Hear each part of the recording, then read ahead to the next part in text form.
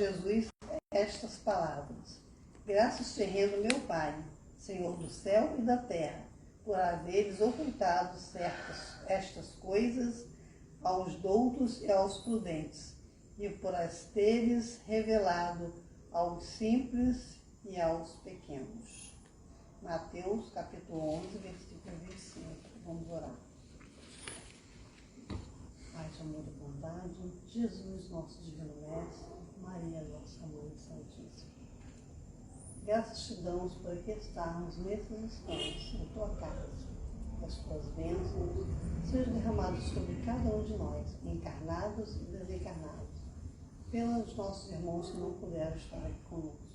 Que nesses instantes possam receber as vibrações nossas nesses instantes, Senhor. Agradecendo a equipe espiritual que se faz presente junto de nós, ao nosso querido Dr. Bezerra de Menezes, nós damos por iniciada a presente reunião da noite de hoje. Que assim seja. A palavra, nossa irmã Marinéia, né? Ninguém conhece. Acho que todos conhecem, né? Eu tenho um moço novo ali que não me conhece, mas já me apresentei. Gente, a nossa palestra é lá em cima. O moço é a primeira vez que está vindo aí, mas hoje eu estou com muita dor na coluna. Fui costurado segunda e terça, hoje o negócio está... Margarete também com dor, Serli com o joelho ruizinho, Geni com o joelho ruizinho, Rossi com o joelho ruizinho. Então, a gente fica por aqui mesmo. Ainda cheguei aqui hoje, Ronaldo, eu estava pronta para vir, que eu venho de Uber, né? Aí ele ligou, né, você tá em casa? Eu falei, tô. Penha tá passando mal desde o domingo. Tá aguentando nem andar, Margarete viu. Margarete estava lá esperando. Oi, boa noite. Margarete estava lá esperando para vir comigo. Aí ele ligou, você tá no meu grupo? Eu falei, vou agora, vou chamar o Uber. Ele, não, né, eu ponho você aí e você aplica um passo em penha. Então, 20 para as 6, a gente já estava aqui começando as orações. Depois foi Geni, né, eu, Luciné e Cá. Então, a gente tem que estar pronto a orar sempre, né? A gente sabe que a vida é complicada, nós vivemos num mundo cheio de problemas. Mas na hora que a gente para e sintoniza com o mundo espiritual, a ajuda vem. Nós sabemos disso. E hoje eu vou falar sobre quem? Eu acho que a Márcia Margarete sabe, se nem Serli não sabe. Hoje nós vamos recordar Bezerra de Menezes. Vocês já estão enjoados de ouvir falar de Bezerra, né? Jamais. Eu adoro, eu peguei os 2 livros dele, adiantei. Incansável. Ele é o nosso querido amigo, aquele que está sempre pronto quando a gente vai aplicar passe em alguém, a gente pensa nele. Porque ele disse que enquanto tivesse uma lágrima correndo aqui na terra, que ele não iria para os planos mais altos, porque ele queria ficar aqui para ajudar a gente. Então a gente tem essa certeza que ele sempre ajuda quando a gente ora e quando a gente procura por ele. Aí eu separei algumas coisas aqui para eu contar, mas como sempre eu escrevo, né? Escrevo que eu amo escrever. Aí nós vamos começar falando do livro Brasil, Coração do Mundo, Pátria do Evangelho, de Humberto de Campos. Ele faz a narrativa, como foi a preparação para Dr. Adolfo Bezerra de Menezes renascer aqui na Terra. Que nós já estudamos, até eu li isso esse ano de novo no livro que o Ronaldo me prestou, não, foi Maurício que me prestou. Bezerra de Menezes foi Zaqueu, aquele quando Jesus estava andando, ele subiu numa árvore para ver Jesus, porque ele era baixinho. Jesus falou para ele, Zaqueu, desce daí, porque eu hoje estarei na sua casa. Irei jantar, irei fazer alguma coisa na sua casa. Muita gente criticou Jesus, porque Zaqueu era cobrador de impostos, mas Jesus foi porque Jesus sabia o que Zaqueu trazia no coração.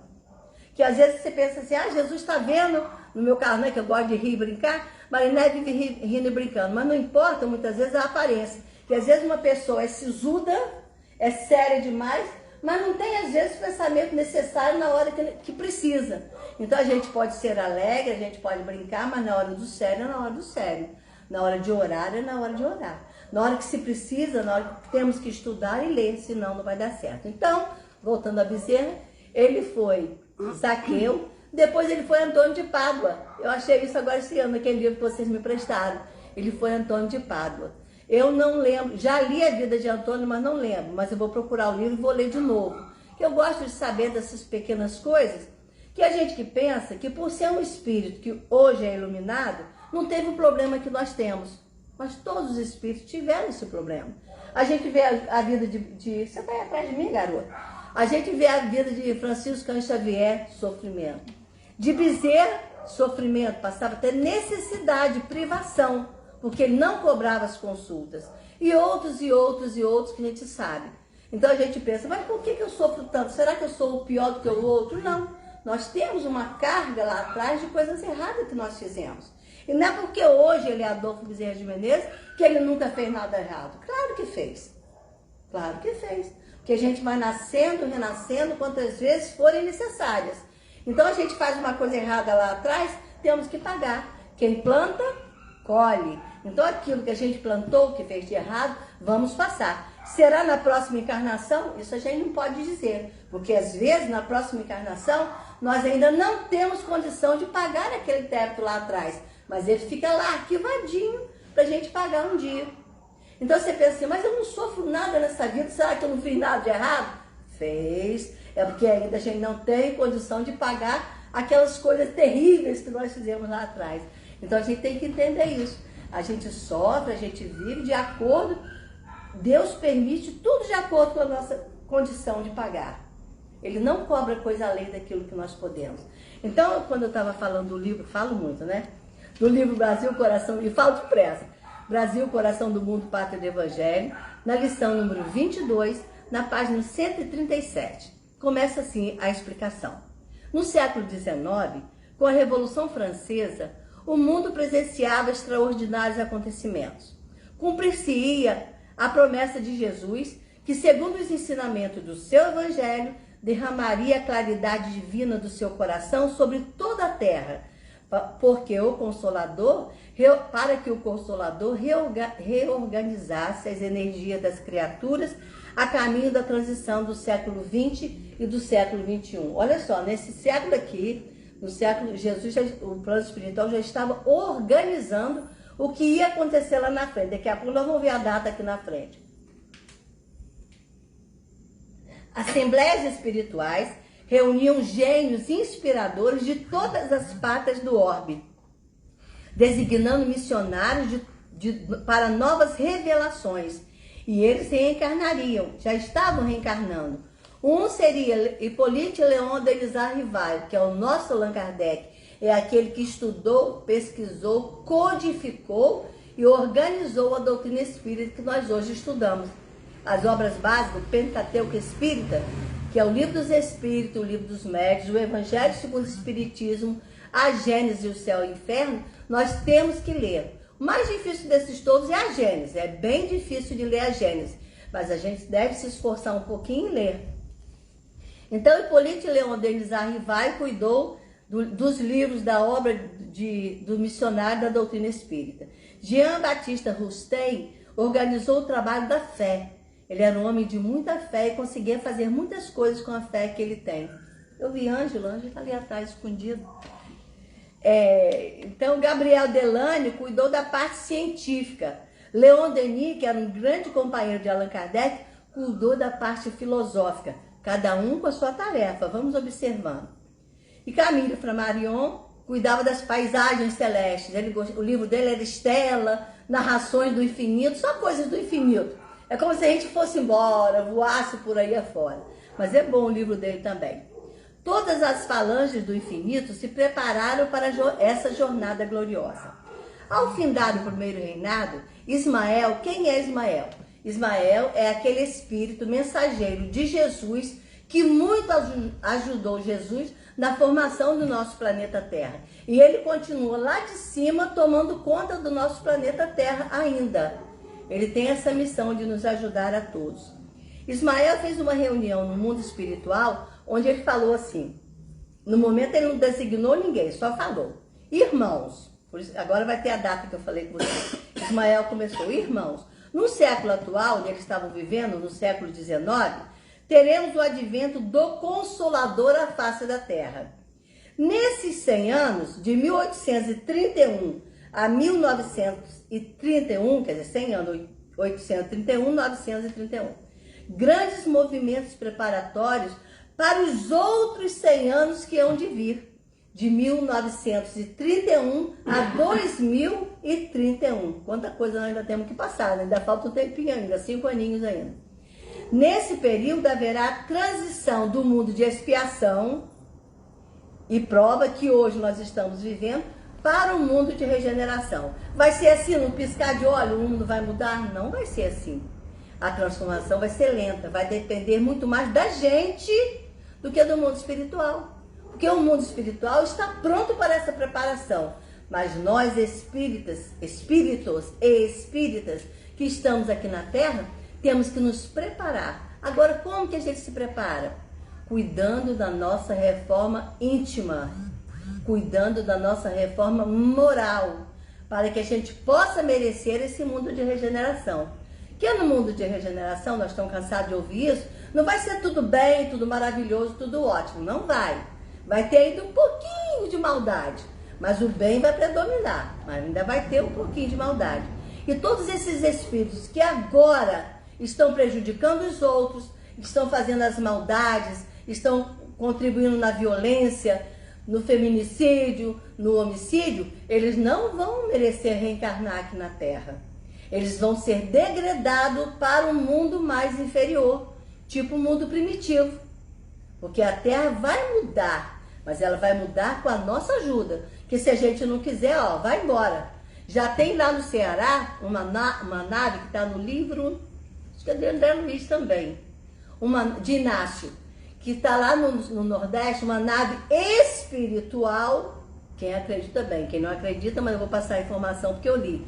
E aonde estão sendo recolhidos esses irmãozinhos, vamos dizer assim, levados, né? Esses mais levadinhos, estão ficando lá trancafiados, porque essa nave vai sair e vai para o mundo primitivo. Aí que cuidado a gente tem que ter, né? Pra gente não estar lá deportado para um mundo pior do que esse que a gente vive. Vai depender de cada um de nós. Porque a minha evolução não se processa através de Lucinéia. Vai processar através do meu melhoramento espiritual. Nem através de Margarete, de Serli, que é minha prima, não. É o meu melhoramento espiritual que vai dizer para onde eu vou. Porque ela pode ser boa e eu posso não ser. Vocês podem ser ótimos e eu posso não ser. Então vai depender de cada um. Cada um sabe de si. Você olha para o outro, é tão bonzinho, mas pisa no calo dele para ver se ele não pula. Quem que não pula? Eu pulo. Não pisa no meu calo não que eu pulo. Então a gente tem que fazer um esforço para se melhorar, contar até 10, como diz Chico Xavier, encher a boca d'água, não responder, ou então levar na brincadeira, faz pensando que está tudo de boa. Mas vamos continuar aqui, 2031. Esse mundo há de vir, né, que vai transformar de expiação em regeneração.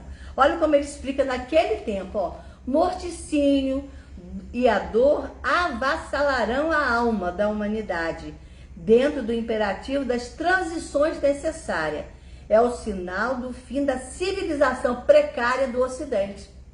É o que a gente está vendo, né? É o final desse pessoal que está fazendo as coisas erradas. E nós não podemos nos julgar infalíveis, porque numa hora de invigilância, nós podemos fazer coisas que até a gente diz, até Deus duvida, mas Deus não duvida não, nós é que duvidamos. Mas na hora de um momento impensado, a gente pode pôr uma encarnação todinha a perder, fazendo coisas que a gente reprovaria no outro. Então não podemos julgar ninguém, é o que nós falamos aqui no estudo, né? Não podemos julgar nada nem ninguém, porque não estamos livres. Então o nosso Ismael continua dizendo, precisamos preparar o coração dos homens a caminho da purificação espiritual. Muitos missionários já estão reencarnados na Terra, levando a boa nova do Senhor. Concentremos nossos esforços na terra do Evangelho. Qual é a terra do Evangelho? É o Brasil. É a pátria do Evangelho. Foi para onde foi transmitido a árvore da Palestina para todos nós. Essa árvore é o Evangelho. Nossos irmãos auxiliares já se encontram na terra e dirigindo-se a um dos seus fiéis discípulos, agora que ele se dirigiu a Adolfo. O nome dele não era Adolfo, não. Ele não diz qual era o nome dele.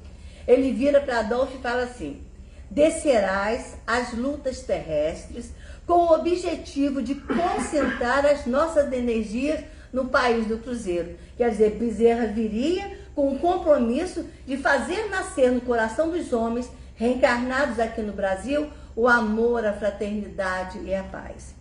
Arregimentarás todos os elementos dispersos com a sua dedicação, a fim de que possamos criar o nosso núcleo de atividades espirituais dentro dos elevados propósitos da reforma e regeneração. Então, Bezerra veio preparar os nossos corações para essa mudança agora para o mundo de regeneração.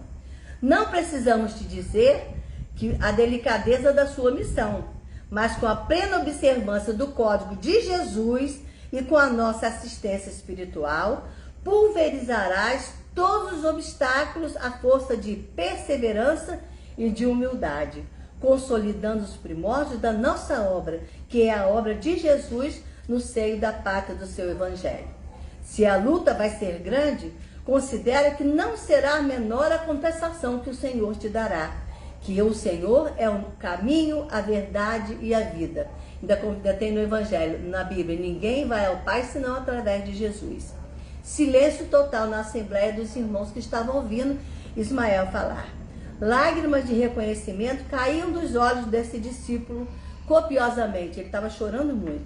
Uma vibração de esperança e fé fazia pulsar em todos os corações, quando uma voz terna e compassiva, eu fico todo arrepiado, exclamou das cúpulas radiosas do infinito: glória a Deus nas alturas e paz na terra aos trabalhadores de boa vontade. Relâmpagos luminosos e suave aroma inundou o ambiente.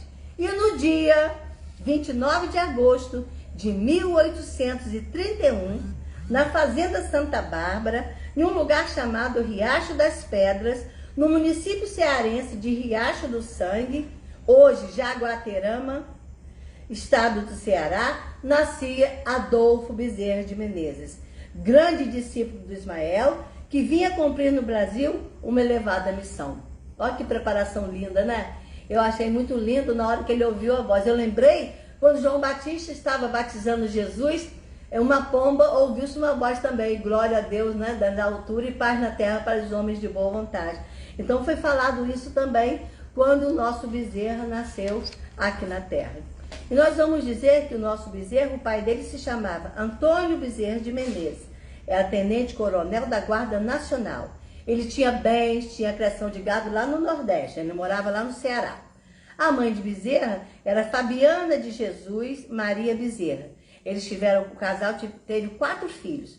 Eram pessoas boníssimas. O pai de Bezerra ajudava todo mundo. Se a pessoa vinha, naquele tempo era réis, né? O senhor tem 100 réis para me emprestar? Ele emprestava. O senhor tem 500 réis para me emprestar? Ele emprestava. Na minha casa hoje eu não tenho comida para dar aos meus filhos. Leva uma galinha. Hoje eu não tenho feijão para dar aos meus filhos. Aí na plantação, né, levava saco de feijão. E o que aconteceu com isso? Com essa bondade infinita do pai de Bezerra, ele faliu. E ficou sem ter com que pagar seus próprios gastos de dentro de casa.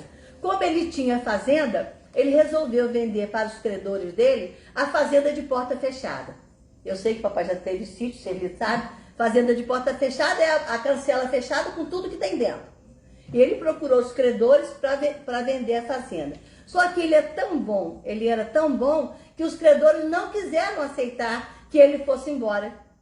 Fizeram a proposta a ele dele continuar na fazenda, cuidando da fazenda, tirando dela o alimento para ele e seus 4 filhos e recebendo um salário tranquilo pelo que ele estava fazendo. No início ele ficou meio triste, mas depois ele pensou, eu vou para onde? Com 4 crianças e com mulher. Aí ficou na fazenda administrando, mas gastava o essencialmente necessário.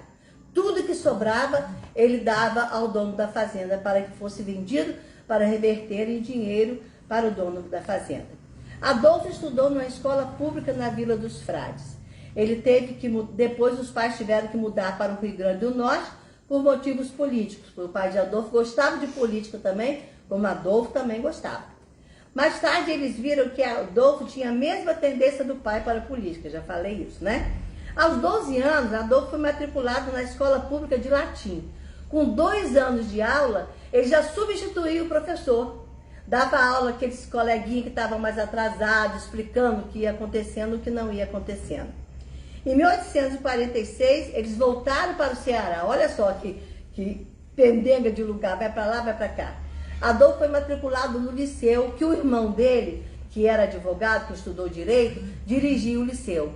Só que Adolfo, estudando, quando ele terminou aquele curso preparatório, ele disse para o pai que ele não queria ser advogado, que ele não iria estudar direito, que ele queria ser médico.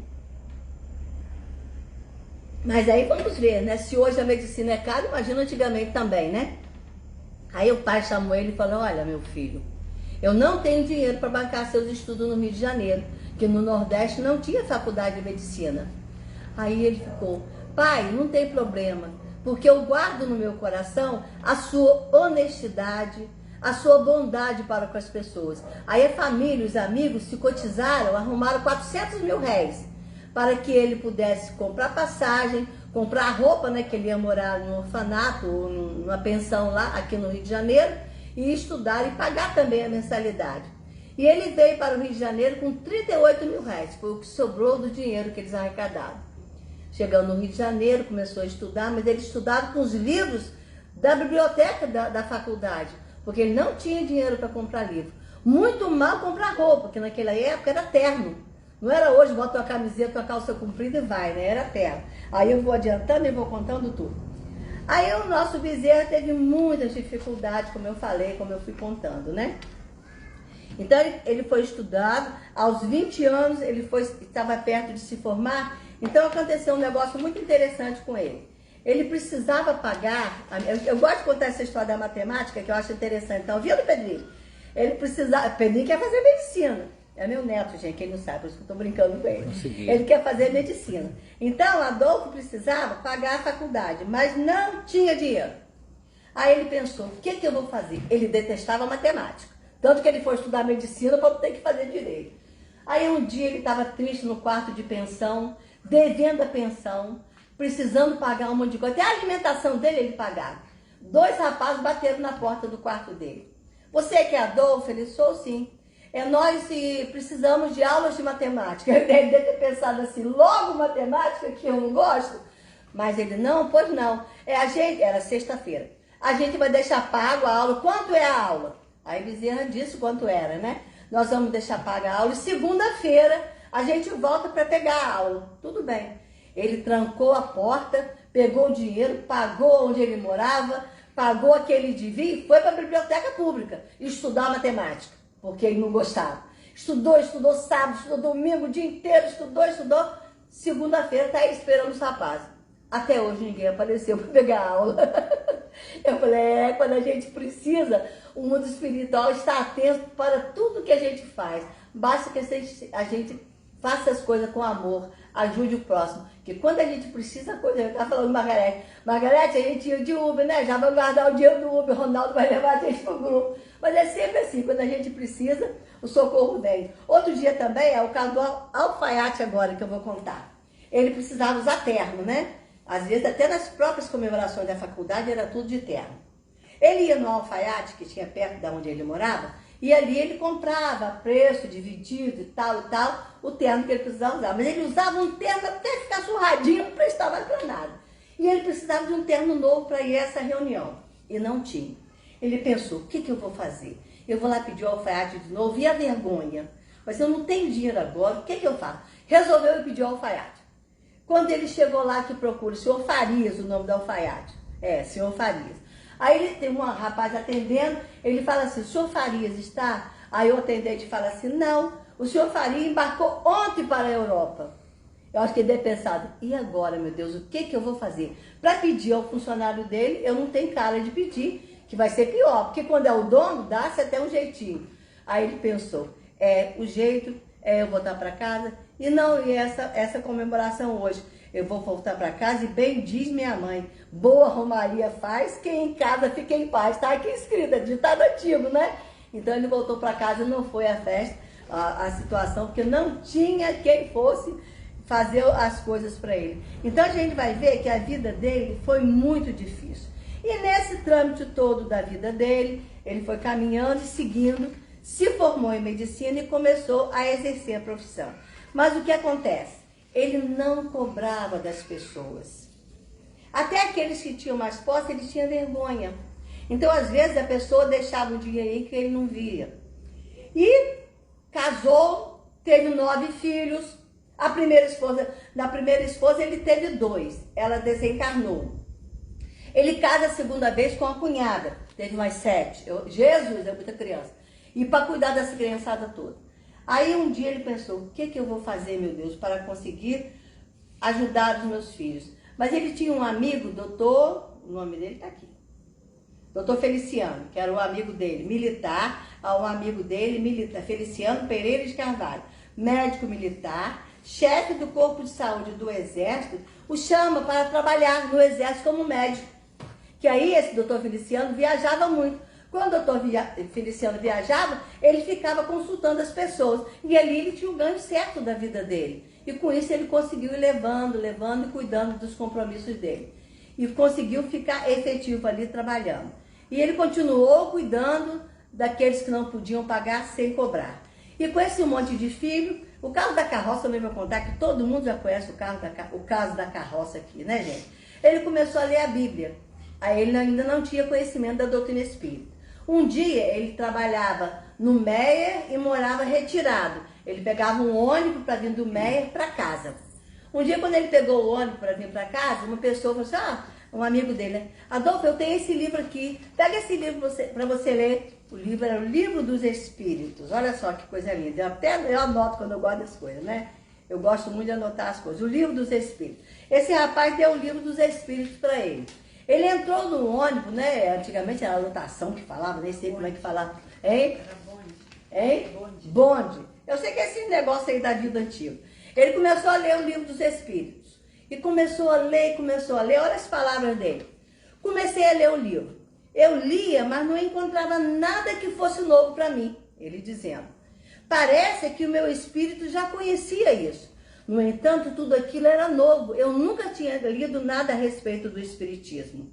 Eu me preocupei serenamente com esse fato maravilhoso. E a mim mesmo eu dizia, parece que eu já era espírita assim, inconscientemente. Ou mesmo como se diz por aí, será que eu era espírita de nascença? De tanto que ele se encontrou no Livro dos Espíritos. A gente sabe que o Livro dos Espíritos são perguntas e respostas. E é muito importante para a nossa vida. E assim ele continuou a divulgar, aprendeu a divulgar a doutrina espírita, mas ele já trazia ela dentro do coração dele. Passou muitas necessidades, como eu falei, a situação muito difícil, e aquela criança toda, o carro da carroça. Eu digo que eu não vou botar o carro da carroça, mas eu acho lindo. Um dia, aquele moço ali não sabe não. Um dia ele saiu para trabalhar e a esposa falou assim, ô Adolfo, não temos nada para dar às crianças para comer, nada. A despensa está vazia. Mas ele, quando era meio desligado, falou, tá bem, eu vou dar um jeito. E saiu para trabalhar no Meier. Trabalhou o dia inteiro, nem ligava para se alimentar. Trabalhou o dia inteiro. Quando foi no fim da tarde, pegou o ônibus. Quando ele desceu no quarteirão da casa dele, ele botou a mão na cabeça, a esposa estava no portão. Ele é agora. Acho que ele deve ter pensado assim, é agora que eu vou levar a esculhambação da mulher que não tem comida para as crianças. Quando ele veio chegando perto dela, ela com um sorriso de orelha a orelha. Virou para ele, Adolfo, não precisava ter mandado uma carroça de mantimentos, Adolfo. Olha quanta comida que tem. Mais uma vez, o mundo espiritual ajudando. Que quando a gente ajuda, o socorro vem. Aí a gente vê como ele é, eu digo que ele é um espírito bom, porque ele continua aí. Ele se declarou espírita em 1886, aos 55 anos de idade, em um auditório com mais de 2.000 pessoas. Ele falou para todo mundo, eu sou espírita e vou trabalhar na doutrina espírita. Em 1886, depois que ele se tornou espírita, morando no Rio de Janeiro, ele começou a frequentar os locais espíritas e foi chamado, convidado para ser presidente da Federação Espírita aqui do nosso Rio de Janeiro, né? Como presidente da Federação Espírita, que nós pensamos que não acontece com ninguém, mas acontece com todo mundo, teve momentos de muita dificuldade. Porque a gente sabe que lidar com o ser humano não é fácil, né?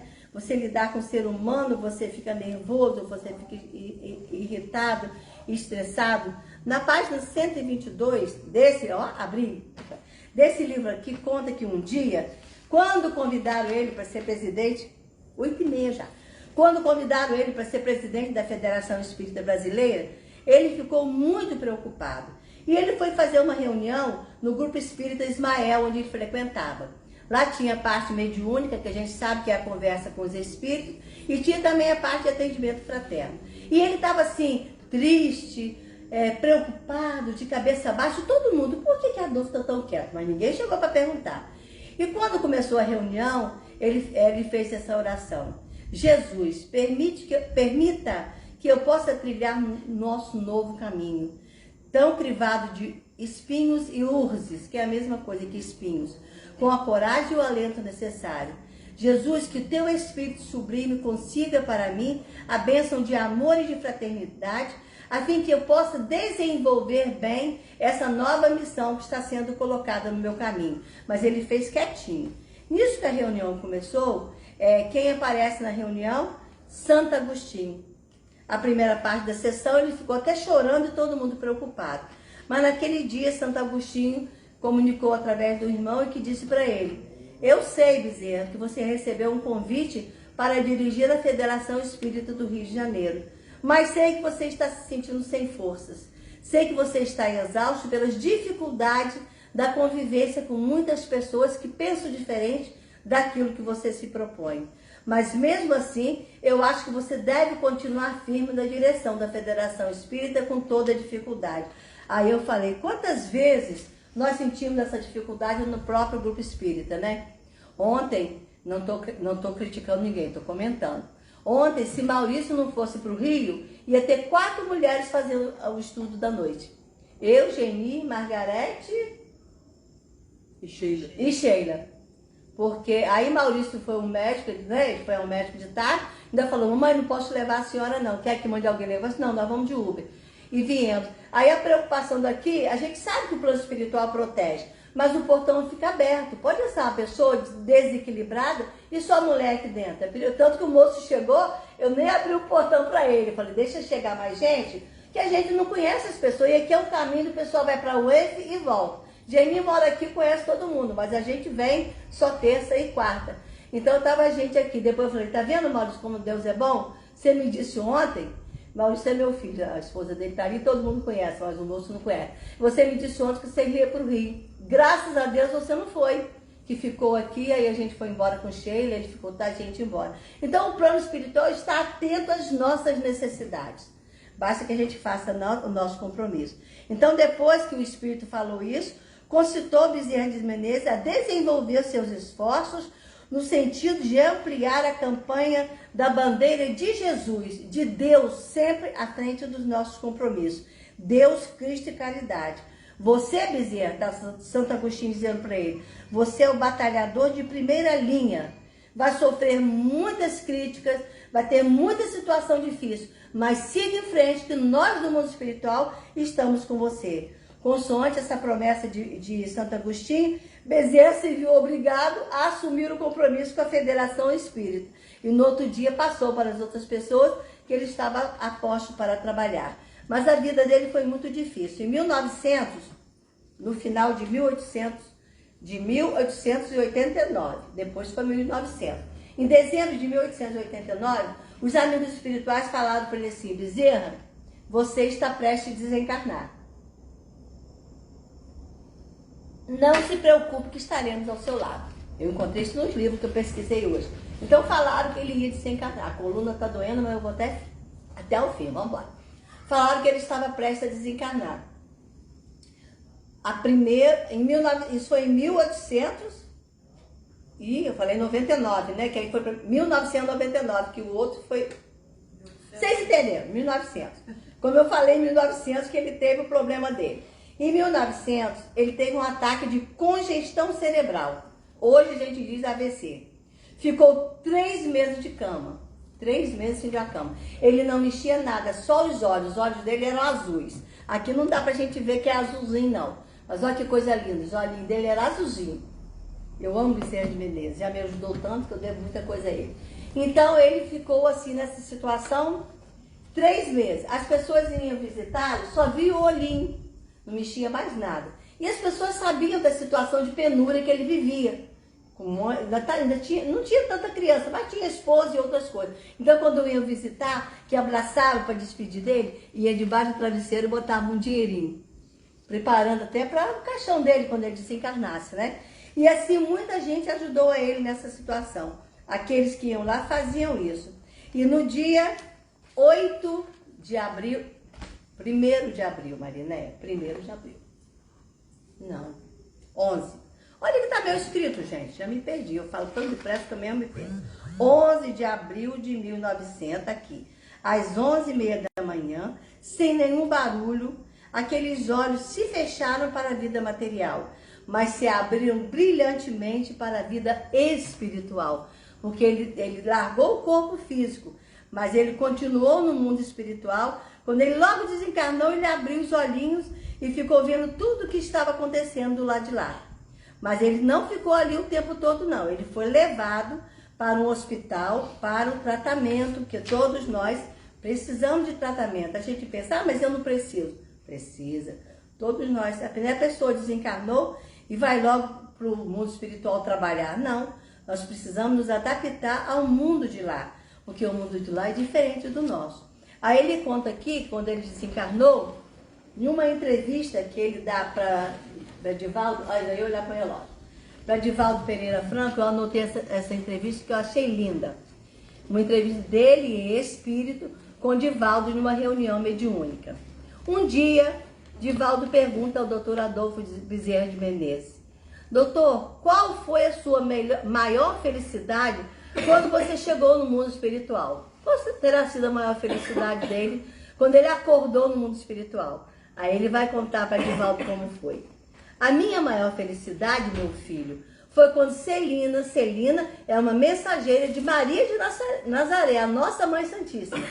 Foi quando Celina, a mensageira de Maria de Nazaré, Ângela, quer vir para cá por causa do ventinho? Vem, eu sei que está tossindo.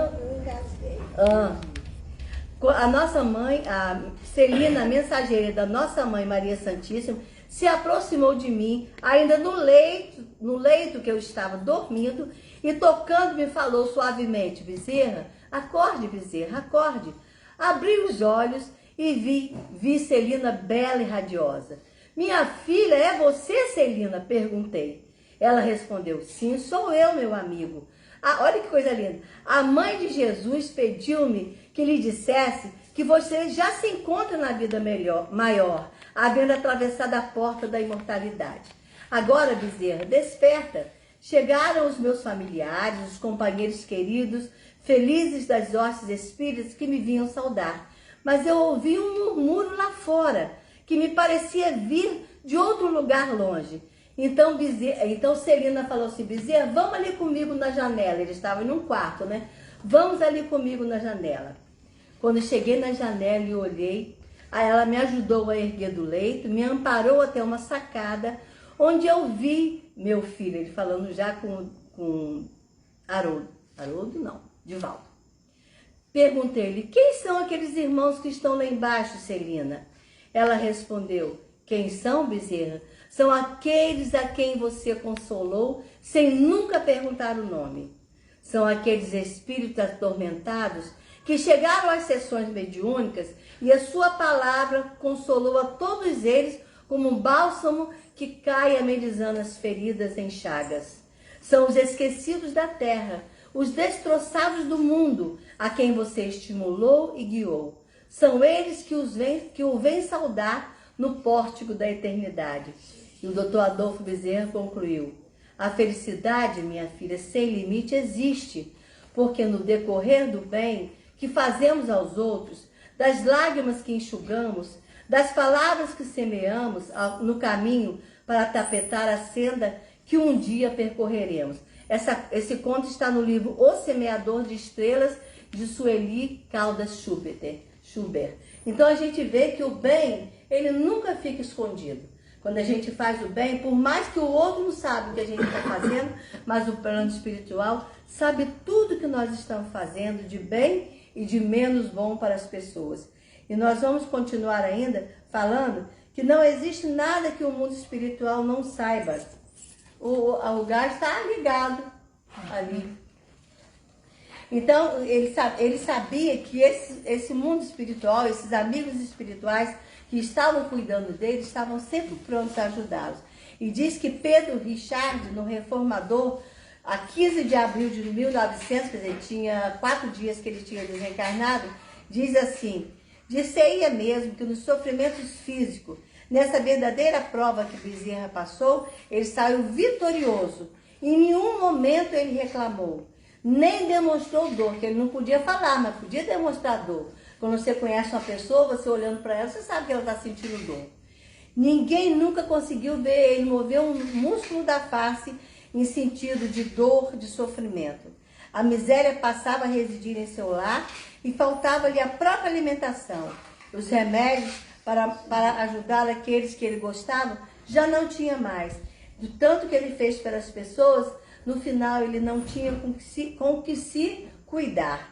E as almas generosas das pessoas que passaram para visitá-los, que deram, que contribuíram generosamente para que seu caixão fosse feito com fidelidade, com amor, com certeza que ele merecia.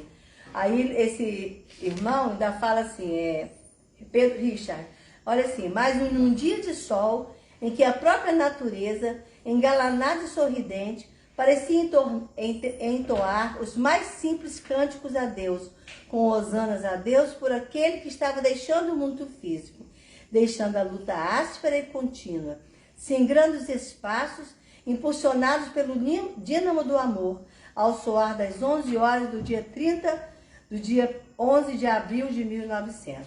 Aí ele fez um versinho muito bonitinho, eu gravei o versinho aqui pra gente ler, olha o versinho. Pelo seu rosto sempre lindo, somem-se os olhos imortais, que ele morreu, desencarnou, o olho fechou. Quais dois faróis que vão surgindo e cada vez brilhando mais. Que os olhos dele continuaram sempre na memória daquelas pessoas às quais ele ajudou, brilhando e conservando. E no dia que Maria mandou Celina, eu já comentei isso no início, mas eu acho muito lindo. No dia que Maria mandou Celina convidá-lo para ir no mundo espiritual, viver lá com os espíritos bons, não deixando de vibrar por nós que aqui estamos. E ele disse que enquanto aqui na terra rolasse uma lágrima no olhar de alguém sofrendo, ele pediria, primeiro ele pediu 200 anos para ficar aqui, né? Vamos ver quando acabar esses 200 anos, o que vai acontecer. Mas aí o mundo espiritual é que sabe, nós não sabemos de nada. Então a vida de Bezerra ela é muito bonita e muito importante para todos nós que estamos aqui nesse mundo de expiação e prova. E sabemos que nada que nos acontece é por acaso. Então esses dois livros são muito importantes e eu guardo com muito cuidado, porque eu gosto sempre de relembrar. Eu já fiz, a gente vai mudando. Hoje de manhã eu sentei para escrever, então alguma coisa eu consegui mudar. Aí vai surgir, aí vai dizer, eu estou sozinha? Não estou sozinha. Alguém que vai intuindo para que eu escreva mais coisas a respeito de Bezerra. Então, gente, a nossa meta é sermos bons, é ajudar o próximo, é seguir na nossa caminhada. Não importa que estejamos sozinhos materialmente falando. 1, 2, 3, 4, 5, quantas pessoas puderem. A gente vai fazendo a nossa parte sem desanimar, não é? Porque o que eu estou fazendo não é para você, não é para você, é para mim mesmo, não é para o outro. Então, cada um que deve fazer a sua parte para pelo menos ter uma recepção no mundo espiritual melhorzinho, com amor. Fazer também por obrigação não adianta. Eu vou lá no grupo hoje, que aquela velha daquela Marinéia vai estar falando, tem que me ver lá. Bobagem. Isso não quer dizer nada. Não, às vezes você vai no grupo espírita, eu vou no grupo espírita, fulano vê que eu estou lá, bobagem. Não adianta, você vai de má vontade, não vai, que é melhor ficar em casa do que atrapalhar. Quem está falando, né? Eu brinco muito, quem me conhece sabe que eu gosto de brincar. Então a gente agradece a Deus pela oportunidade de hoje. Nós já fomos abençoados pelo Dr. Adolfo Bezerra de Menezes. A minha dúvida está passando, graças a Deus. Estou tomando uma aguinha ali. Vou botar aqui que eu vou tomar mais um cadinho. Então, ora para nós. Oro. Vamos ficar em posição para a gente receber as bênçãos do mundo espiritual. A aguinha aqui, para depois cada um pegar a sua aguinha. Então vamos elevar o nosso pensamento a Deus. Dá para se passar aí? Que Ele está sempre pronto a nos ajudar e sempre confiante que o mundo espiritual está nos amparando. Porque nós estamos aqui vendo pouco encarnado, mas desencarnado lá atrás está cheio de irmãozinhos que estão aproveitando a nossa tagarelice e aprendendo um pouquinho sobre o nosso querido Dr. Adolfo Bezerra de Menezes. Vamos orar. Deus, nosso Pai, de infinito amor, sabedoria e misericórdia. Mais uma vez te agradecemos, Senhor, por estarmos nesta casa abençoada. Agradecemos, Senhor, pela oportunidade de termos vindo até aqui. Todos nós temos dificuldades, problemas, impedimentos, empecilhos, obstáculos. Mas quando nós queremos, nós conseguimos. Então, graças a Ti, Senhor, por esta oportunidade. Mais uma vez te pedimos, Senhor, que a equipe do Dr. Adolfo Bezerra de Menezes, que durante a nossa conversa já estava derramando sobre todos nós a paz, a esperança, a fé e a saúde, que é tão importante nos dias de hoje. Agradecemos pelas bênçãos recebidas nesta noite. E te pedimos, Senhor, a permissão para encerrar a nossa conversa da noite de hoje. Permaneça conosco, Senhor, abençoe o lar de cada um de nós, que aqueles que lá estão recebam também essas energias de paz e de tranquilidade que estamos tendo nesse momento. Fique conosco, Senhor, hoje, agora e sempre. Que assim seja. Aí, irmão, nós te dedicamos esta singela canção como uma prova que damos a ti da nossa gratidão, da nossa gratidão. Ó Bezerra de Menezes, querido irmão valente, mensageiro do bem, muito amor e humildade, tu nos exemplifica na obra que edifica, obra sublime de paz, luz e amor, obra de nosso Senhor, que é uma mensagem de conclamação na luta pela redenção, na luta